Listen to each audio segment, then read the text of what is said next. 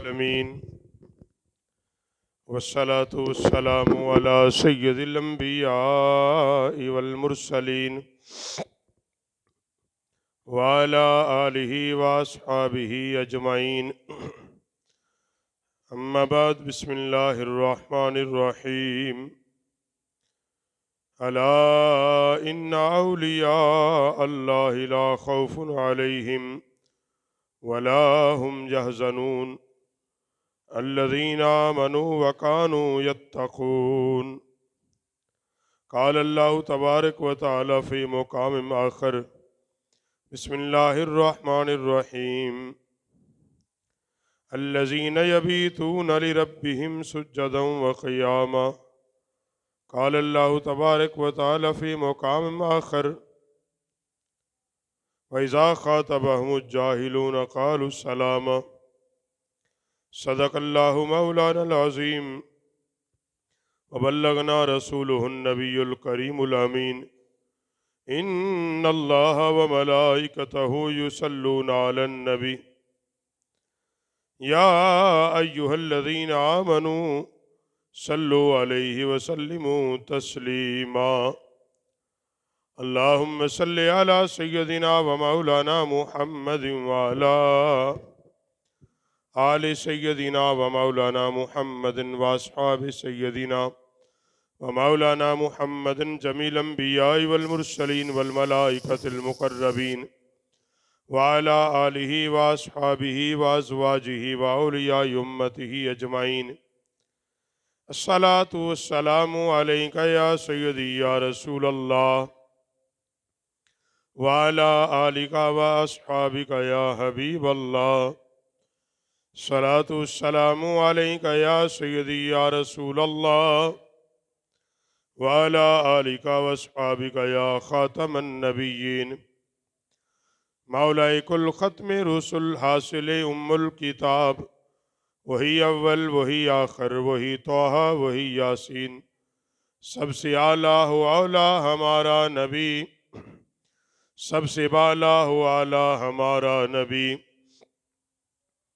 خلق سے اولیاء اولیاء سے رسول اور سب رسولوں سے اعلیٰ ہمارا نبی کرن و بدلی رسولوں کی ہوتی رہی چاند بن کے نکلا ہمارا نبی سب سے اعلیٰ ہو اولا ہمارا نبی سب سے بالا ہو اعلیٰ ہمارا نبی چمک تجھ سے پاتے ہیں سب پانے والے چمک تجھ سے پاتے ہیں سب پانے والے میرا دل بھی چمکا دے چمکانے والے تو زندہ ہے واللہ تو زندہ ہے واللہ میری چشمی عالم سے چھپ جانے والے تو زندہ ہے واللہ تو زندہ ہے واللہ میری چشمی عالم سے چھپ جانے والے سب سے اعلیٰ ہو اولا ہمارا نبی سب سے بالا ہو اعلیٰ ہمارا نبی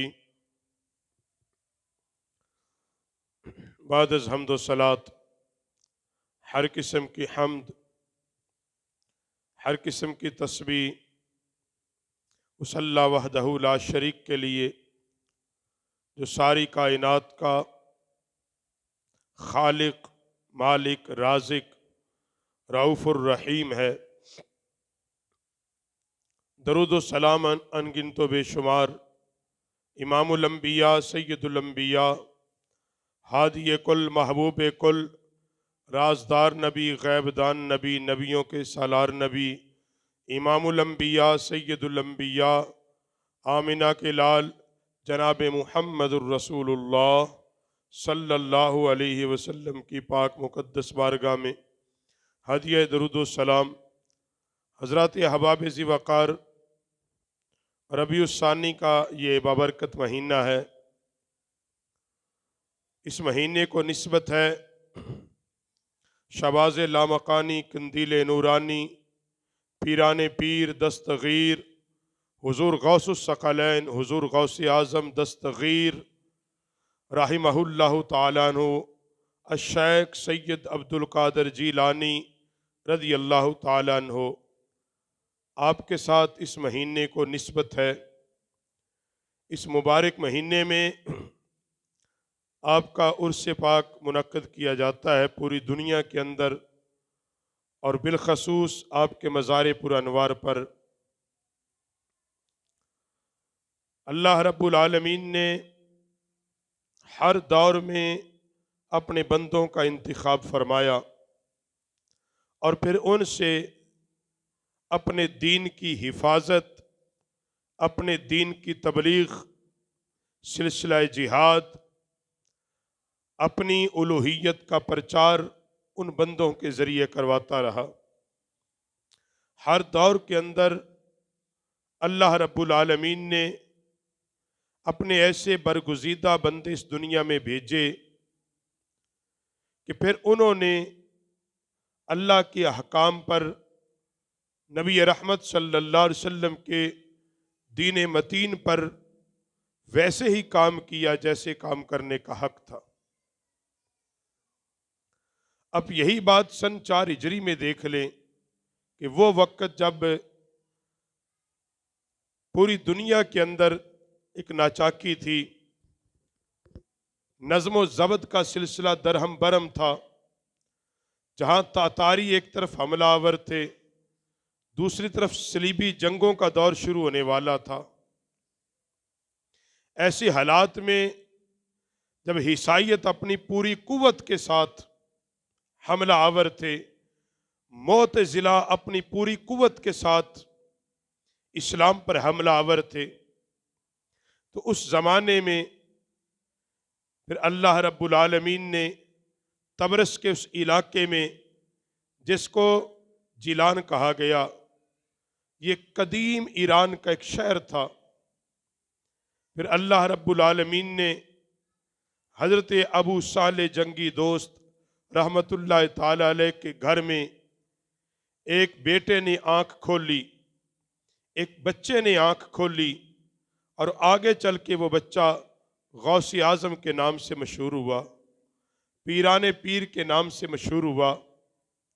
آپ کے والد گرامی حضرت ابو صالح دوست جنگی رحمت اللہ تعالی علیہ، آپ کی والدہ محترمہ ام الخیر فاطمہ بن عبداللہ سومی رحمت اللہ تعالی علیہ، یہ وہ بیٹی تھی حضرت عبداللہ سومی علیہ رحمہ کی، اور وہ ماں ہے حضرت ام الخیر فاطمہ سرکار بغداد حضور غوث اعظم کی۔ آپ کے والد گرامی اپنے وقت کے متقی، پرہیزگار، درویش، بہترین عالم، اپنے وقت کے مبلغ، اور سب سے بڑا ان کا یہ تھا، سب سے بڑے آپ اپنے وقت کے مجاہد تھے، اپنے وقت کے مجاہد تھے آپ، سب سے بڑی یہ بات تھی کہ آپ دنوں کو جہاد کرتے، رات کو روزہ رکھتے، اللہ کی عبادت میں مصروف رہتے، اور یہی وجہ ہے کہ ان کا لقب بنا جنگی دوست، جنگوں کو دوست رکھنے والا، جنگوں سے محبت کرنے والا۔ اور آپ کی والدہ محترمہ ام الخیر فاطمہ رضی اللہ تعالیٰ عنہ رحمہ اللہ تعالیٰ عنہ، وہ عظیم خاتون تھی جنہوں نے پوری زندگی غیر محرم مرد کو نہیں دیکھا، غیر محرم مرد کی آواز کو نہیں سنا، اپنے قدم اللہ کی نافرمانی میں نہیں اٹھائے۔ وہ اس قدر پارسا خاتون تھی۔ اور پھر آپ رحمت اللہ تعالی علیہ سادات خاندان سے ہیں،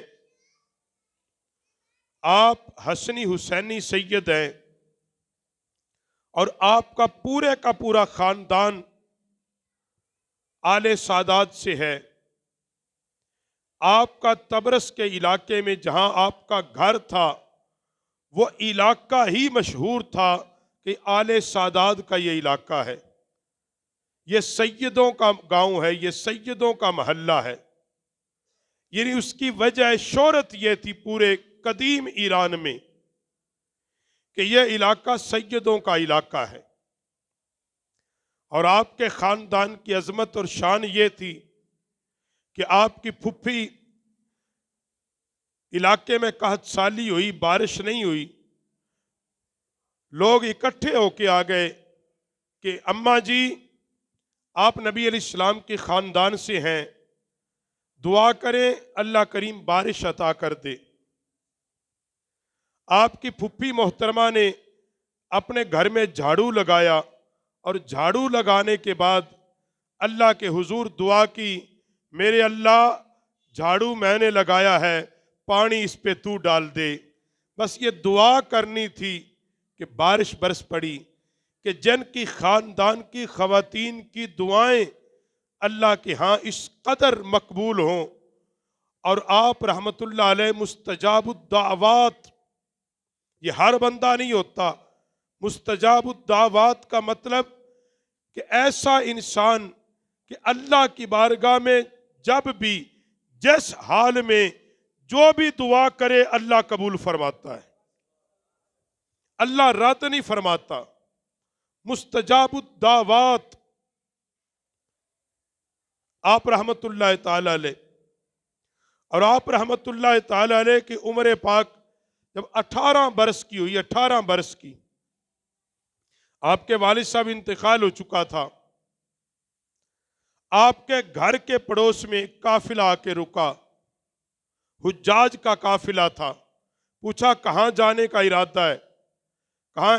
بغداد جائیں گے، بغداد سے آگے چلے جائیں گے۔ اس زمانے کے اندر بغداد کے اندر دینی تعلیم کے مراکز تھے، مدارس دینیاں تھے، جامعہ نظامیہ، باب الحلاج جیسے عظیم مدرسے جو قائم ہو چکے تھے۔ آپ علیہ رحمٰ نے اپنی والدہ سے اجازت مانگی کہ مجھے دین کا علم حاصل کرنے کے لیے اجازت دی جائے، میں نے دین سیکھنا ہے۔ آپ کی والدہ نے بصدق دل اپنے بیٹے کو رخصت کیا، وصیتیں کر دیں، نصیحتیں کر دیں، جو ایک ماں اپنے بیٹے کو گھر سے بھیجتے ہوئے وصیت و نصیحت کرتی ہے، اس ماں نے بھی کی، بیٹا جھوٹ نہیں بولنا، یہ پہلی جھوٹ نہیں بولنا، حرام سے بچنا ہے، سفر بڑے احتیاط سے کرنا ہے، جس مقصد کے لیے جا رہے ہو اس مقصد کو نہیں چھوڑنا۔ اور آپ کے وراثت میں کل 40 دینار آئے۔ آپ کا دوسرا بھی بھائی تھا، آپ کی والدہ نے کہا نہ جانے آپ واپس پلٹے نہ پلٹے، کیونکہ موبائل کا زمانہ تو نہیں تھا نا، اور نہ یہ تھا کہ 5 دن مدرسے گئے، 6 دن ہم خود عالم دین ہیں۔ وہ زمانہ تھا کہ 30 سال پڑھا کرتے تھے، پھر جا کے کہیں وہ مسند دین پہ بیٹھتے تھے۔ 40 دینار کا یہ تیرا ترکہ ہے، لے جا ساتھ۔ آپ بغداد معلیٰ کے اندر جب پہنچے، راستے کی ساری تکالیف، ہر قسم کی پریشانی برداشت کرنے کے بعد بغداد معلیٰ کے اندر آپ نے پوچھا یہاں سب سے بہترین صوفی کون ہے؟ بتایا گیا حضرت عباس، حماد بن عباس ہے، اس زمانے کے سب سے بڑے الشیخ اور سب سے بڑے صوفی۔ کہا کہاں ملیں گے؟ کہا بغداد کے بازار میں دودھ کی دکان ہے، دودھ بیچتے ہیں۔ سن کے تعجب بھی ہوا،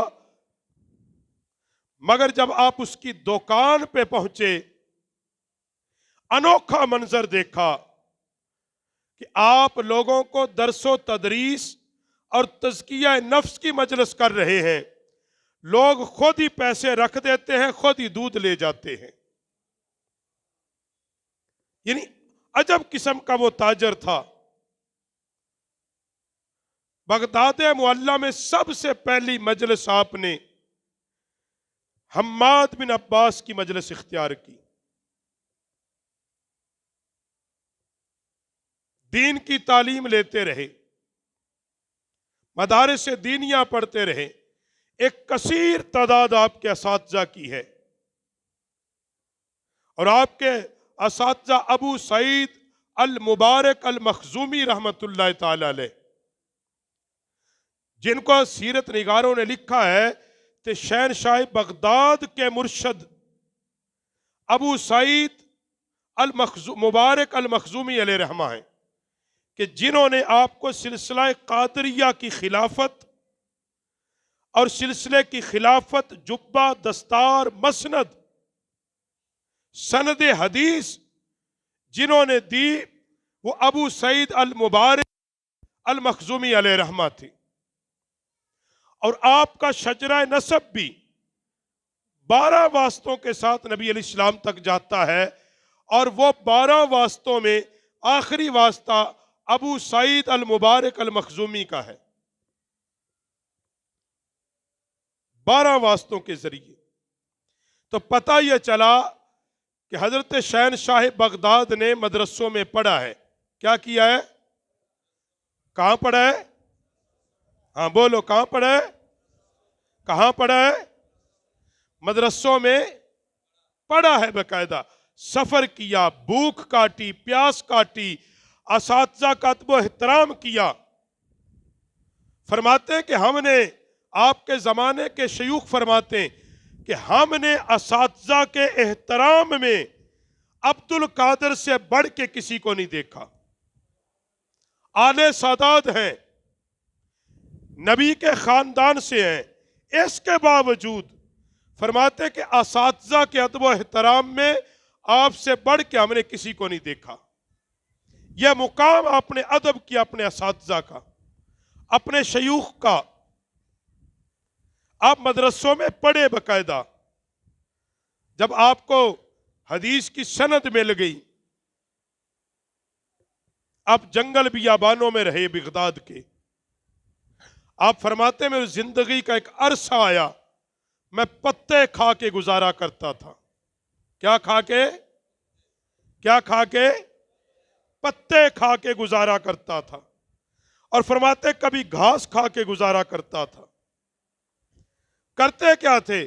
فرمایا مشن ایک تھا کہ اللہ کی عبادت و ریاضت اس قدر کر رہے تھے، میرا اللہ مجھ سے راضی ہو جائے۔ اور آپ کیا فرماتے ہیں کہ دین کتنا پڑھا؟ فتح الربانی آپ کی کتاب، آپ فرماتے ہیں میں دین پڑھتا رہا، پڑھتا رہا، پڑھتا رہا، حتیٰ کہ اللہ نے مجھے دین کا علم حاصل کرنے کی برکت سے مقام کتبیت عطا فرما دیا۔ یعنی مقام کتبیت دوران طالب علمی ملا ہے، دین پڑھ کے ملا ہے۔ دین کو گالیاں دے کے، مدرسوں کی مخالفت کر کے، مولویوں کی مخالفت کر کے، غوث اعظم کو مقام غوثیت ملا۔ پوچھا گیا کہاں سے ملا؟ فرمایا میں شریعت پر عمل کرتا رہا، شریعت پر عمل کرتا رہا، یہاں تک کہ اللہ نے مجھے غوثیت کبریٰ عطا فرما دی۔ آپ غوثیت کبریٰ پر، اس لیے غوث اعظم آپ کو کہتے ہیں۔ تو غوثیت کبریٰ کہاں ملی؟ آپ جب اپنے پڑھ کے فارغ ہوئے نا، اپنے ہی استاد کے مدرسے میں پڑھانا شروع کر دیا۔ ابو سعید المبارک مخزومی علیہ رحمہ کے مدرسے میں، وہاں بیٹھ کے آپ نے پڑھانا شروع کر دیا۔ تو پتہ یہ چلا کہ میرا غوث اللہ کے قرآن کو پڑھانے والا تھا، مصطفیٰ کے فرمان کو پڑھانے والا تھا۔ اس لیے غوث کا مشن کیا ہے کہ قرآن پڑھا بھی جائے، قرآن ہے۔ میرے غوث کا مشن کیا ہے؟ حدیث پڑھی بھی جائے، حدیث ہے۔ اس لیے وہ پیر حضرات توجہ کریں، وہ مرید حضرات کہ جو پیروں کا کام ہی یہ ہے ہم مدرسے کیے کچھ نہیں، رب تو ایویں دے دیتا ہے۔ کہ میں نے کہا وہ ٹھیک ہے، اگر رب ایویں دے دیتا تو غوث اعظم کو بھی دے دیتا۔ وہ تو اس اللہ کے محبوب کے خاندان کا تھا نا جی۔ آپ نے تعلیم حاصل کی اور پھر ایک وقت آیا کہ آپ کے استاد محترم کے مدرسے میں جگہ تھوڑی، طالب علم زیادہ ہو گئے. آپ بغداد کے ایک شمالی علاقے میں جا کے بیٹھ گئے، ایک جھونپڑی ڈال لی. ہفتے میں ایک دن آپ لوگوں کو واز کرتے. دور دراز سے جو لوگ آتے ان کے لیے ہفتے میں ایک دن ان کو واز کرتے، اور باقی وقت آپ طلباء کو پڑھاتے. زور سے عصر تک آپ تجوید پڑھاتے، قرآن پاک کی تجوید پڑھاتے. باقی وقت آپ نحو پڑھاتے، صرف پڑھاتے، قرآن پاک پڑھاتے، احادیث پڑھاتے. اور ابو سعید المخزومی علیہ الرحمہ فرماتے ہیں کہ جب آپ احادیث صحیحہ حدیث پڑھا کے اس کے معنی بیان کرتے، وقت کے بڑے بڑے علماء دنگ رہ جاتے، ایسے نکتے بیان کرتے. تو پتہ چلا کہ شیخ عبد القادر جیلانی آپ قرآن کے مبلغ تھے. کیا تھے؟ بولو کیا تھے؟ آپ وقت کے محدث بھی تھے، وقت کے محدث بھی تھے، وقت کے مدرس بھی تھے، مدرس بھی تھے، معلم بھی تھے، مبلغ بھی تھے. اور آپ فرماتے ہیں عراق کے اندر بغداد معلیٰ کا اکثر حصہ آپ کے دست حق پرست پر کلمہ پڑھ کے مسلمان ہوا ہے. کلمہ پڑھ کے، اس کا مطلب ہے ہمارے جو بزرگان دین تھے جن کو ہم ولی مانتے ہیں، وہ خالی بابے نہیں تھے، وہ عالم دین بھی تھے. وہ لوگوں کو نماز مدرسہ پڑھاتے تھے، مسجدیں. اور آپ نے پھر باقاعدہ ایک مسجد بنائی، مدرسہ بنایا، عیدگاہ بنائی. اور جس عیدگاہ میں آپ درس دیتے ہفتے میں ایک دن جو رکھا ہوا تھا، عیدگاہ کے اندر تو جتنے لوگ تھے وہ تھے ہی نا. عیدگاہ کے باہر جو دور دراز سے سواریوں پہ آتے، 70 ہزار لوگ اپنی سواریوں پہ بیٹھ کے درس غوثیہ سنا کرتے تھے. گل سمجھے چاہیے؟ یہ منہج اہل سنت کا، ہم کہتے ہیں یہ ہے ہمارے پیر، ہم ان کو مانتے ہیں. اور یہ اہل سنت جو کہتے ہیں جی یہ کل کی پیداوار ہے، میں نے کہا نہیں، 9 صدیوں کو تو میں بتا رہا ہوں کہ غوث اعظم کون تھے، وہ ہمارے تھے. آپ نہیں مانتے، آپ کہتے بھی تمہارے ہی تھے. مشرباً فقن آپ حنبلی تھے، حنفی نہیں تھے، حنبلی تھے. آپ امام احمد بن حنبل کی تقلید کرتے تھے. اس کی وجہ یہ ہے کہ آپ جتنے بھی اساتذہ سے پڑھے وہ کثیر تعداد امام احمد بن حنبل کو مانتی تھی. اس لیے ہمارے کچھ حضرات یا اہل حدیث بھائی کہتے ہیں تہاڈا غوث رفع یدین کرتا تھی. میں کہا جی بالکل کرتا تھا، ہم کو انکار تو نہیں کرتے، مگر میں کہتا ہوں وہ رفع یدین کرتا تھا تقلید کر کے. جب تو کہتا تقلید ہے ہی حرام، تقلید ہے. ساڑھے بھی نوے منڈے ہیں نا نوجوان، ایویں سنی سنائی میں کہا کہ فلانا آندا سی جی رفع دین کہتا نماز ہوندی. میں کہا بغیر رفع دین تو کوئی نہیں ہوندی جی. پر ایویں ہی ساڑھے نوے منڈے اٹھے نے، وہ ایویں ویکھا ویکھی جی وہ انج کر رہا سی. میں کہا جی وہ چھال مار رہی تو بھی ماریں گا. اور نے وکھایا گنیا تو طالبین غوث پاک بھی کیتی. میں نے کہا اینو اے کہو بھی تو رفع دین کر، مگر عقیدہ بھی میرے غوث والا رکھ. ہاں میرے غوث تو فرماتے ہیں، میں کہا تو اس چیز دا ہی منکر ہے کہ جی نبی پاک علیہ السلام دا دیدار نہیں ہو سکتا. تو میرا غوث فرماتا ہے لوگ میرے نبی کو خواب میں دیکھتے ہیں، میں نے جاگتے ہوئے اپنے نبی کو دیکھا ہے. میں کہا تو تے منکر ہے، تو کہتا یہ کہانیاں ہیں، تو کہتا کہانیاں ہیں. پھر میں کہا ہمارے غوث کا نام کس لیے لیتا ہے؟ جی میرا غوث تو فرماتا ہے کہ مجھے صحیح عربی نہیں بولنی آتی تھی، مصطفیٰ کریم آئے فرمایا بیٹے عبد القادر اٹھ، میری امت کو میرا دین سکھا دے۔ میرا غوث تو یہ آندا ہے، اس لیے ذرا پوچھ لیا کرو اپنے بھی کسی سے۔ ساری زندگی نماز دجی پڑھی تو 4 دن جی جاگ پہنے جی ہمیں جی جناب نماز کا وقت آ گیا ہے۔ میں کہا کیا بات ہے، پہلے پوچھ لیا کرو۔ خیر یہ ایک موضوع الگ ہے، اس پہ الگ ایک جمعہ پڑھاؤں گا۔ لیکن سرکار بغداد علیہ رحمہ کا میں نے مشرباً فقن بیان کیا ہے کہ فقہی طور پر آپ حنبلی تھے، آپ حنبلی تھے، اور اسی لیے آپ رحمت اللہ تعالی علیہ نے آپ نے بڑی ساری کتابیں لکھی۔ الفتح الغیوب آپ کی کتاب ہے، غنیت الطالبین آپ کی کتاب ہے، فتح الربانی آپ کی کتاب ہے، اور فتح الغیوب جو کتاب ہے، مزے کی بات میں آپ کو بتاؤں، یہ شاید اتنی ہمارے سنی لوگ نہیں پڑھتے جتنی اہل حدیث پڑھتے ہیں، جتنی وہ اس پہ لکھ رہے ہیں۔ وجہ کہ توحید کے موضوع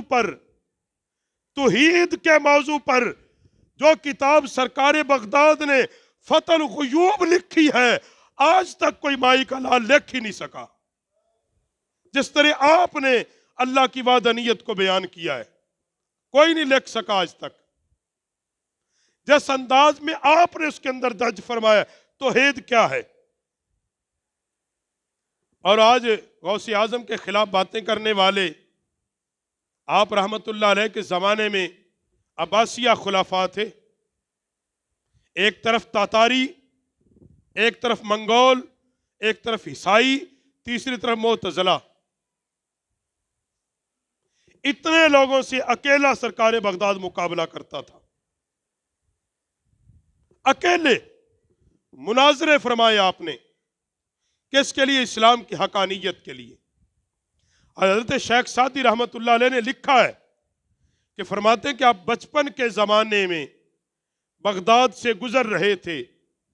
اب وہ بچپن نہیں تھا کیونکہ 18 سال کی عمر میں تو آپ بغداد گئے ہیں، اب اس کو لڑکپن کہیں گے۔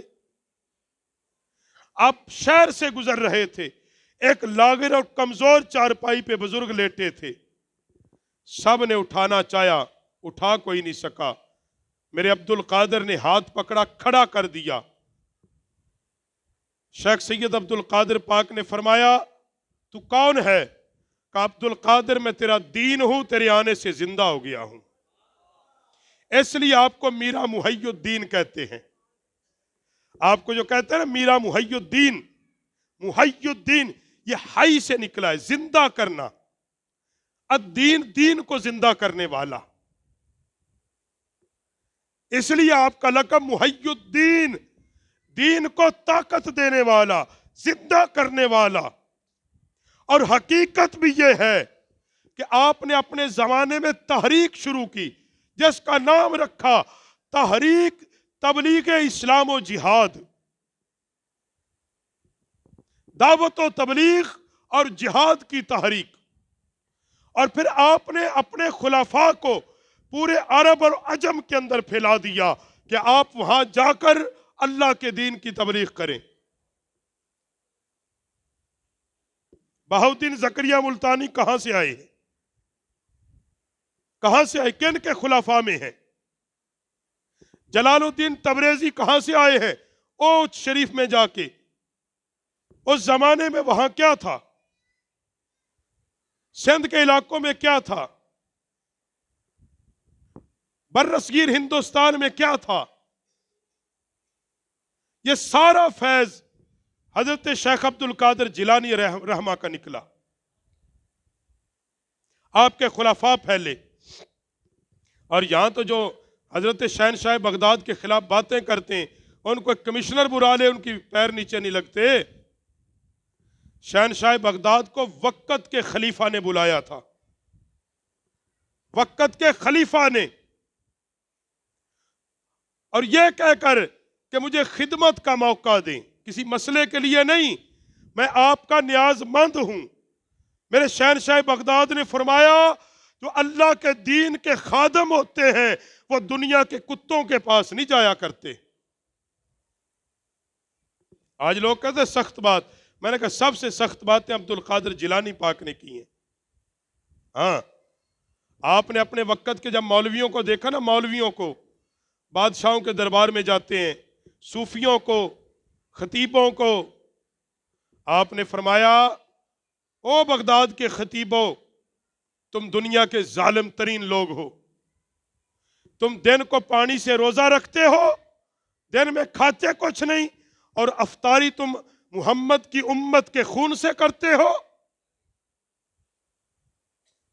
تمہیں نہیں پتا کہ تم ظالم بادشاہ کی حمایت کر کے ظلم میں برابر کے شریک ہو۔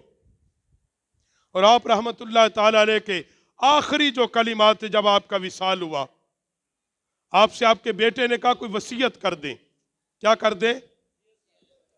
آپ نے فرمایا وصیت یہ ہے، اللہ کے سوا کسی سے نہیں ڈرنا،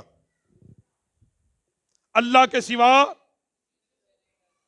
دوسری وصیت فرمائے میری وصیت ہے جب اللہ سے تعلق قائم کرے درمیان میں دنیا نہیں ہونی چاہیے، درمیان میں دنیا، جب تعلق اللہ سے قائم کرے پھر درمیان سے دنیا یہ نہیں ہونی چاہیے۔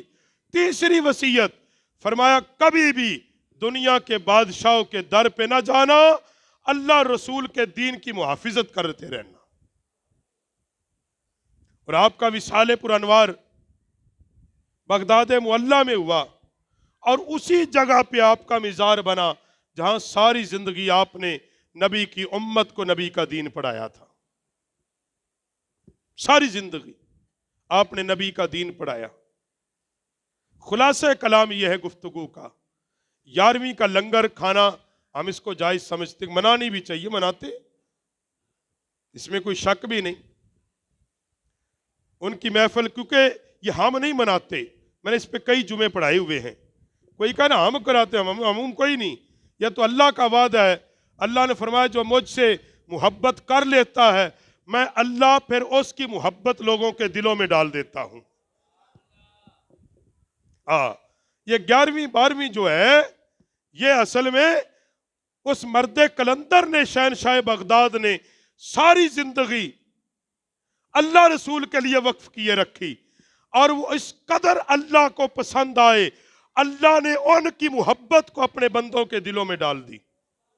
اور یہاں آخری جملہ، یہ جملہ حضرت ابو الانیس صوفی برکت علی لدھیانوی رحمت اللہ تعالی علیہ آپ نے اپنی کتاب میں لکھا، آپ بھی اپنے وقت کے درویش اور کلندر ہیں، فیصل آباد میں آپ کا مزار ہے، ابو الانیس صوفی برکت علی لدھیانوی رحمہ اللہ۔ آپ فرماتے ہیں کہ لوگ ولیوں پہ بک بک کرتے ہیں، ولی اللہ کا انتخاب ہوتے ہیں۔ ولی کہتا اگر اللہ کا انتخاب کسی اور کو سمجھ میں آ سکتا، کہا اگر اللہ کا انتخاب ہی کسی کو سمجھ آ گیا پھر رب کا راز کیا رہا۔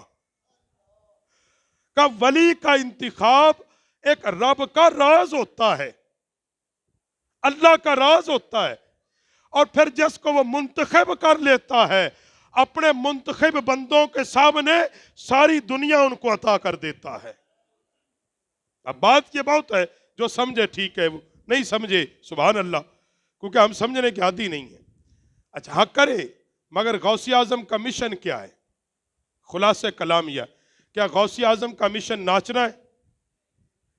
11ویں کا ختم دعا کے چمٹا بجانا ہے؟ بولو نہیں ہونا اوکھا ہے نا، ساڑا مزاج خراب ہے جی۔ 11ویں دا ختم دعا کے اچھا انجرا پا کے نچنا ہے؟ بولو، یا کوالا کو عقیدہ لینا ہے؟ 11ویں دے ختم دا مقصد ہے کہ اسی ہر مہینے غوث اعظم دے مشن نو تازہ کریے۔ اور میرے غوث اعظم کا مشن کیا تھا؟ فرمایا تم رہو نہ رہو مصطفیٰ کے دین کے لیے کھڑے رہو۔ مشن اصل یہ تھا کہ تمہاری ساری قوت، ساری توانائی، ساری طاقت، ساری جستجو، ساری دولت کس کے لیے ہو؟ صرف رسول اللہ کے دین کے لیے ہو۔ مشن سی اصل 11ویں دا، اسی لنگر کھادا ہڑکار ماری بلے بلے بلے نہیں۔ آپ کی غنیت الطالبین پڑھ کے دیکھیں، عقیدہ کیا دیا ہے؟ ایک پاسے تو 11ویں دا ختم دعانا ہے، دوجے پاسے صحابہ دے گستاخ نال تو آنا جی کوئی حرج نہیں، کیا حرج ہے جی، ہم نرم دل ہیں۔ آپ نے اس کتاب میں لکھا، یہ میرے ہاتھ میں ہے، اور فتح الربانی بھی ہے، وہ بھی دیکھیں۔ آپ فرماتے ہیں کہ جو نبی پاک علیہ السلام کے صحابہ کو گالی دے اور صحابہ کا گستاخ ہو، آپ فرماتے ہیں اس کے گھر کی روٹی کھانا تو دور ہے، فرمایا وہ مر جائے اس کا جنازہ بھی نہ پڑھو۔ یہ لکھا ہے، میں دکھا سکتا ہوں۔ ہاں، غوث غوث کر دے جی، عقیدہ غوث نہ لو۔ آپ لکھے ہے اور آپ فرمایا ہے کہ جڑا صحابی رسول صحابہ نو برا کہے، صحابہ نو برا کہے، فرمایا کھانا سلام دعا یہ تو گلاں بڑیاں اچیاں، آپ فرمایا مر جائے ان دے واسطے بخشش دے کلمات بھی نہیں کہنے تساں۔ ہون نہیں کوئی بولا گا، عقیدہ ہے نا۔ اچھا، اگلی بات غوث اعظم نے لکھی ہے اس کتاب میں۔ میرے مجھ سے ایک نے کہا کہ جی تواڈے غوث نے رفع یدین کیتے، میں کہا جی کیتے، میں کدوں منکر ہویا؟ کہنا تسی بھی کرو، میں کہا الگ مسئلہ ہے۔ میں نے کہا غوث اعظم نے حق جماعت کس کو کہا ہے؟ تو ایک سفر ہٹ کے میرے نوجوانوں تو نہیں کھڑا ہے، میں کو بھی باپ پڑھ۔ جہاں غوث اعظم نے 72 فرقوں کا ذکر کیا، وہاں آپ نے فرمایا ان 72 میں ایک جماعت جنت میں جائے گی، فرمایا اس جماعت کا نام اہل سنہ ہوگا۔ کیا ہوگا؟ کیا ہوگا؟ اہل سنہ، وہ سنی ہوں گے، اہل سنت و جماعت ہوگی۔ پوچھا جو ان کی کوئی علامت؟ آخری گل لے، سنی بھی ساری آندے نے، پوچھا جی کوئی علامت؟ فرمایا جو اہل سنہ و ہوگا، فرمایا وہ سلسلہ طریقت کو بھی مانے گا، سلسلہ شریعت کو بھی مانے گا۔ کوئی پئی کھانے گل لے، کوئی نہیں پئی پئی جے کو کھانے۔ اس لیے میں ہر جمعہ نہیں کہتا کہ ہم الحمدللہ ہمیں فخر ہیں کہ ہم اہل سنت ہیں۔ ہم کیا ہیں؟ کیونکہ ہمارا عقیدہ اور ہماری جماعت 200-250-300 سال سے نہیں ہے، ہماری جماعت وہ ہے جماعت صحابہ کے بعد سب سے پہلے صحابہ کا عقیدہ جس نے اپنایا وہ اہل سنت کہلائے ہیں۔ بات کو سمجھے؟ اس لیے غوث کی 11ویں مناتے ہو، اس کا عقیدہ بھی سیکھو۔ ہاں، اس کا عقیدہ بھی سیکھو۔ غوث پاک نے فرمایا، آپ نے تو فرمایا کہ کوئی آدمی سمندر کے اوپر مسلح ڈال کے وہ نماز پڑھ لے اور آسمان پر وہ جناب وہ تیرے اور آسمان پہ وہ اڑے، اور فرمایا پھر وہ نبی کی سنت کا بھی تارک ہو، فرمایا وہ ولی نہیں ہو سکتا۔ وہ ولی فرمایا یہ ساری چیزیں تو ایک شعبدہ آواز بھی کر لیتا ہے، مگر نبی کی سنت پر استقامت وہی اختیار کرتا ہے جو اللہ کا بندہ ہوتا ہے۔ اور حقیقت بھی یہ ہے، سارے نالوں اوکھا کم نبی تے دین تے پہرے داری ہو ہے یا نہیں ہے نا؟ سارے نالوں جڑا اوکھا کم ہے وہ ہے کہ نبی دی سنت تے عمل کریے اور نبی دے دین دے مطابق زندگی گزاریے۔ اوکھا آپ نے وہ گزار کے دکھایا۔ اس لیے حضرات گرامی قدر، اس لیے سرکار بغداد حضور غوث اعظم کا فیض صبح قیامت تک جاری رہے گا، باطنی فیض۔ آپ کی تعلیمات صبح قیامت تک مشعل راہ ہیں، اسی لیے آپ نے اپنی تعلیمات، اپنے افکار، اپنے نظریات، اپنے عقائدات سے دنیا کو یہ بتایا ہے کہ کائنات کے لوگوں اگر ترقی چاہتی ہو، ترقی اس میں ہے کہ تم نبی کے دین سے جڑ جاؤ۔ اللہ پاک ہمیں سرکار غوث اعظم کا فیض عطا فرمائے۔